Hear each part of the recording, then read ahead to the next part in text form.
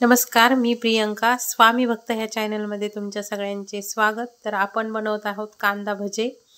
तर कांदा भजे सध्या पाऊस चालू आहे म्हणून चला म्हणलं छान असे कांदा भजे बनवूया.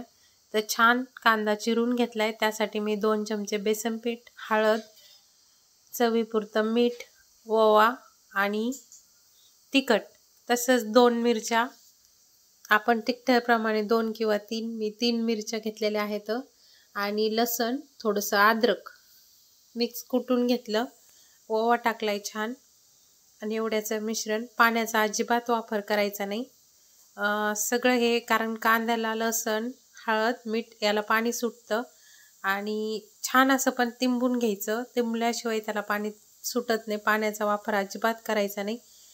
कसलाही भजे तेल पेत नाहीत आणि कसलाही सोडा वापरायचा नाही आहे. एवढंच सगळं वापरायचं आणि मस्तपैकी कोथिंबीर चिरून टाकायची. कोथिंबीर चिरल्याच्या नंतर खूप छान असं पाणी सुटतं त्याला आणि कुरकुरीत छान असे भजे होतात.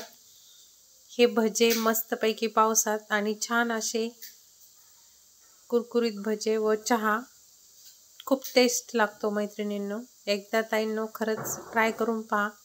हे पहा किती छान पाणी छोटलेलं आहे त्याला.